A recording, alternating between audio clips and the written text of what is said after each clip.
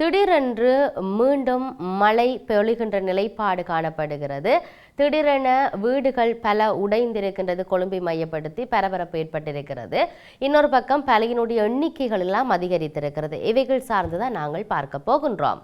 கொழும்பின் பல பகுதிகளில் மீண்டும் அடைமழை பெய்து வருகின்றது. சீரற்ற காலநிலையின் காரணமாக கடந்த சில தினங்களாக நாட்டில் பாரிய அனர்த்தங்கள் ஏற்பட்டிருந்தன. இந்த நிலையில் கடந்த 3 தினங்களாக கொழும்பு உள்ளிட்ட நாட்டின் பல பகுதிகளில் மழையற்ற காலநிலை நிலவி வந்தது. எனினும் நேற்று மாலை முதல் கொழும்பின் பல பாகங்களிலும் கடும் மழை பெய்து வருகிறது. எனவே ஆபத்து நிறைந்த பகுதிகளில் இருக்கின்ற மக்கள் மிகவும் அவதானமாக செயற்படுமாறு அறிவுறுத்தப்பட்டிருக்கின்றது.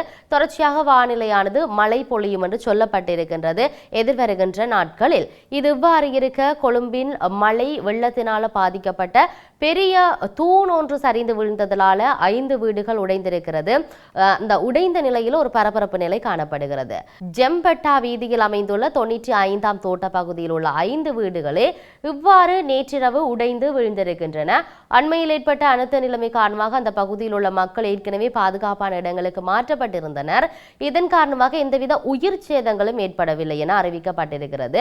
சம்பவம் தொடர்பாக அறிந்து கொண்டு மாநகர சபை மேஜர் விராய்கெலி பல்தசார் தலைமையிலான குழுவினர் சம்பவ இடத்துக்கு நேற்றைய தினம் சென்றிருந்தார்கள். அதை பார்வையிட்டிருந்தார்கள். அந்த பகுதியில் பாதுகாப்பை பலப்படுத்துவது தொடர்பில் கொழும்பு மாநகர சபை மேஜர் நடவடிக்கை எடுத்திருக்கின்றார். அத்தோடு பாதிக்கப்பட்ட குடும்பங்களுக்கு வழங்கப்பட வேண்டிய உடனடி உதவிகள், நீண்டகால பாதுகாப்பு, வீட்டு திட்டங்கள் போன்ற விடயங்களில் அவசர நடவடிக்கைகள் எடுக்கப்படும் என்ற விடயத்தை மாநகர சபை உறுப்பினர் ஆனந்தகுமார் தெரிவித்திருக்கிறார்.